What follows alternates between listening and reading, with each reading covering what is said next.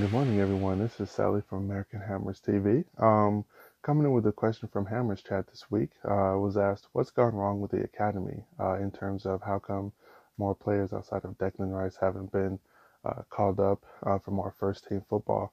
Answers that were provided were players not good enough, poor facilities, mismanagement of players, and not enough investment. And honestly, I think it's kind of a mix between C and D. I think when you've had, three managers in the past, like four some odd seasons, it's kind of hard for each manager to go in and understand what each youth player provides, where they can fit in. I know we've had a couple come in for the cup games, but that's to be expected. Outside of that, we've had Ben Johnson make a couple appearances. I know Diangana played first team football for a little while before he got loaned out. And then not enough investment, I think, kind of goes into that too. We haven't put enough trust into our youth to come in and put in a full shift or 20 minutes or anything like that, which is kind of upsetting. We've had a couple of Holland, Coventry players of that nature, show a lot of promise, whether they be in PL1, PL2, regardless of where they've played, they've showed promise, and I don't think we've given them a fair shot.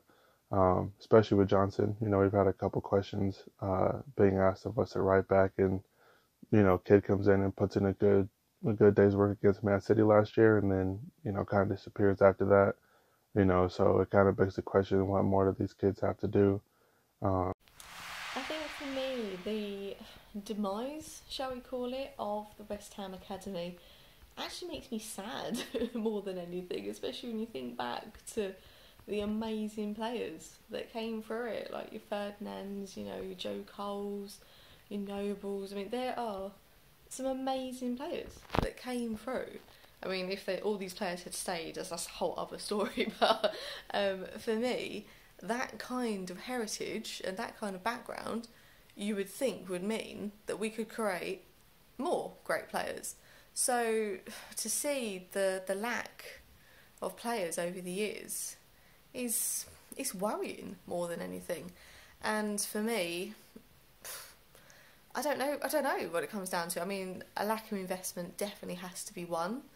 I mean, they've only literally just spent £4 million improving the facilities, but I mean, facilities are important, but for me, I don't know, maybe it is bad management, or maybe it is just a sad state of affairs that the kids nowadays just aren't as good, don't want it as much, think they deserve their place in the team as soon as they get that contract with West Ham. And I mean, there has been that argument for quite a few years now that kids are a little bit self-entitled, and they literally do think they are, the dog's doodahs, and as soon as they sign for a Premier League team, that's it, they're going to break through and everything's going to be great and they're going to become the next amazing player out there, and it often doesn't happen. So I don't know, maybe it does go all the way back to the very early stages of when a kid does actually join the academy, and maybe their expectations aren't being managed properly, maybe they're not being managed properly, but the way things are at the moment, it is a massive, massive problem. I mean, the game against Everton just showed, what was on the bench. I don't know what else to say about that, to be honest. It was really, really, really bad. So it is a problem. It is just another problem to add to our growing list of problems at West Ham, let's be honest. And for me, it is one we do need to concentrate on, because if we've got owners that refuse point blank to put their hand in their pocket and realistically buy more players for longer term, I mean, we know we have a Haller and whatnot, then we do need to start looking at our plan B, which should be the academy. Because if you're going to be a skinflint, you're not going to bother spending any money, then invest in the kids. Because if you invest in the kids and then they come through and then they play well, save money, save the problem. Fans are happy, it's all good. So I don't know. Ongoing issue, one for debate, but one that definitely needs to be looked at and solved, because right now all we're doing is farming kids out and giving other clubs our players. So seems a bit pointless to me, but yeah, there you go. Okay, so this week's question is, what's gone wrong with the Academy of Football? We're known, our nickname as a club is that we are the Academy of Football, we like to call ourselves, but We've only produced the likes of Declan Rice over the past decade, really, as a mainstay in the team. Can we really call ourselves that anymore? I mean, in my opinion, not really, because, you know, sorry, I do have a cough. Apart from maybe Loxman Carrick and Joe Cole, etc., were coming through, you know, we could have expanded and, you know, utilised that standard of play a bit better, but unfortunately we got relegated and they went on to pastures new.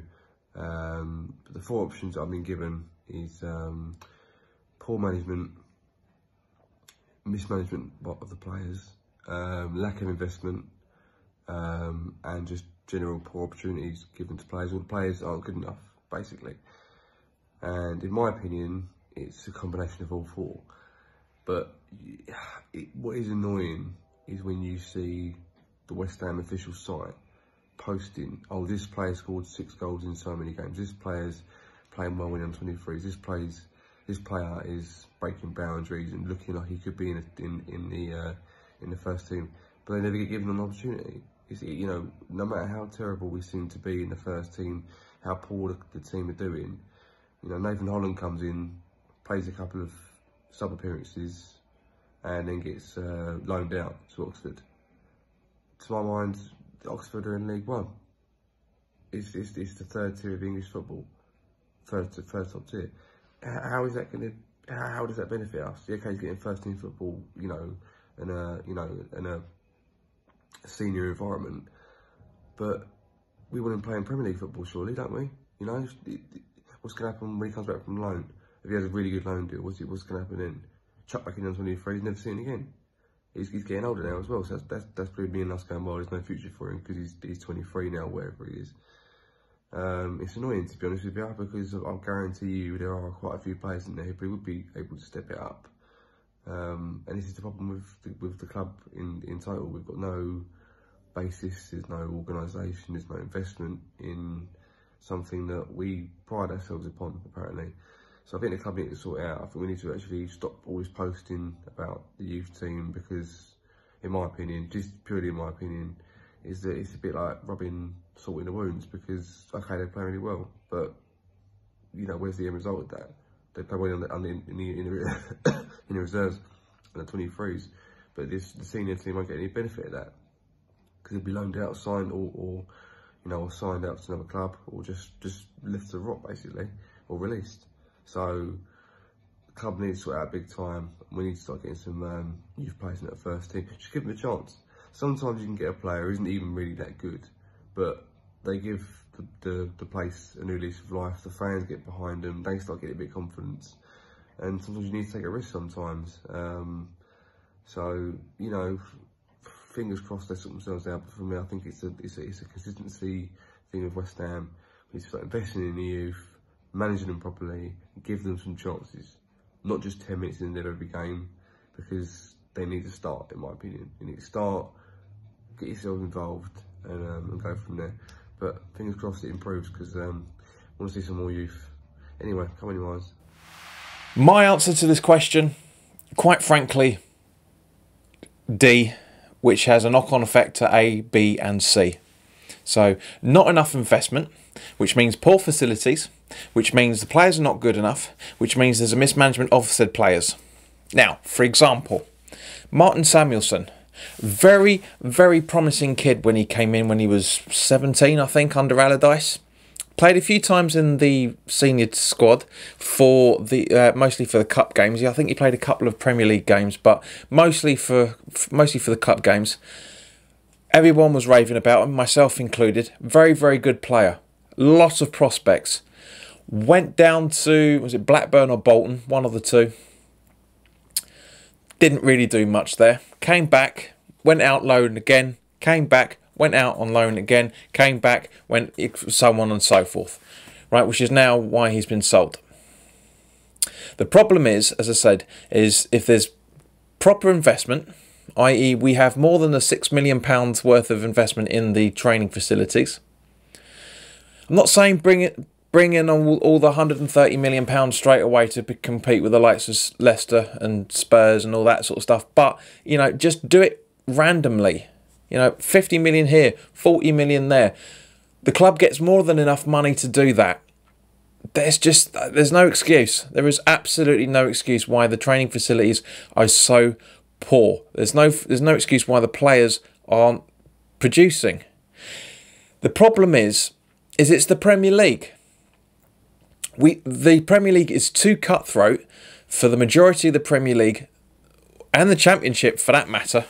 The top levels are too cutthroat, too much about money to give players a good chance of coming through the academies. I mean, don't get me wrong, Diangana is a perfect example of why the academy works perfectly. You know, he's impressed us when he's been playing in the senior squad, again for the Cups, and he's really impressing everybody down in West Brom so much that apparently West Brom want to give an extra bit of loan money down payment to keep him till the end of the season. Which I've said on numerous occasions, both here and on my own channel, JPWHU TV, that he needs a full season in the Championship to blood himself in, as does Bilic, and Bilic is proving that. But the problem is, as I said, will the academy players come in to the first team on a regular basis? It's too cutthroat. Top levels are too cutthroat. And that's the worry. That's the shame. That's the shame of it. You know, the last player we properly saw come through the academy and establish themselves in top flight football were the likes of Jack Collinson, I should say, and James Tompkins. Those were the really other ones that we've had since have come through the academy. Yes, all right. As I say, Diangana's a work in progress. Declan Rice, you can't really call as an academy graduate because he came through the ranks quickly, and you know we got him from basically Fulham technically because he was training with Fulham before he came and trained with us after being released from Chelsea. So he's not really academy graduate in that sense of the word. But as I said, it paves the way for him. Nathan Holland, I'm hoping, is going to come through. Massive prospect there. Joe Powell was a surprise for him going. He was very tipped. Dan Kemp is looking for a move as it stands in the January transfer window at the moment because he wants to go out and prove himself to the club and say, look, because apparently he has come out and said, look, the academy's side is giving me all that I can. I've given everything that I can. I want more. So he's going out on loan. Fair enough. You know, we've got Nathan Trott out on loan over at AFC Wimbledon as well. So there are prospects coming in there. It's just the fact that the way that the Premier League is the problem. There's no other way of saying it. It's nothing to do with the clubs. It's the fact that it's all business and it's not football, and it's all money and it's not football. And as a result of it, West Ham and loads of other teams that are trying to bring academy players through are suffering as a result because we need the instant success with a wham, wham, bam, bam, goal after goal after goal after goal. So hopefully, at the start of this next season, the 2021 season, we'll see a bit more prospects. We'll see a bit more shining light from the academy. But as it stands at the moment, selling players that have potential happens all the time. But without the proper investment, we're never going to have a decent academy.